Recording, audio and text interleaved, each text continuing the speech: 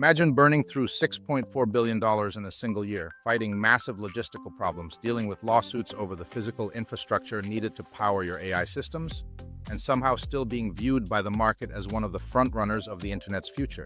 Coming out of Google I/O 2026, the message from Mountain View was clear: search as we know it is ending.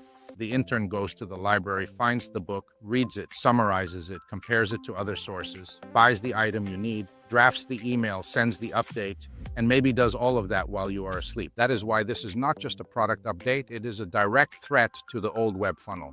If billions of people have agents monitoring inboxes, shopping across the web, coding inside terminals, analyzing finances, and managing tasks around the clock, then AI stops being a one-time question and answer system. It becomes a continuous reasoning layer running in the background of everyday life. The market does not just need chips to build models, it needs chips to keep those models alive as always-on workers. But there is a problem. You cannot magically create enough advanced chips, power capacity, and data centers overnight. AI is running into physical limits: electricity, cooling, land, permitting, specialized hardware, grid access, construction timelines, and supply chains.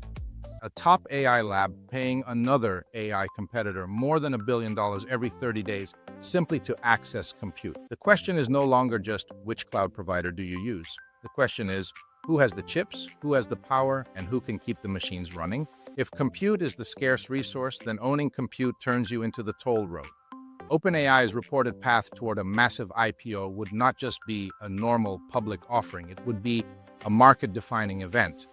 The AI race becomes less like a software startup boom and more like an industrial infrastructure war. AI is starting to look less like traditional software and more like heavy industry.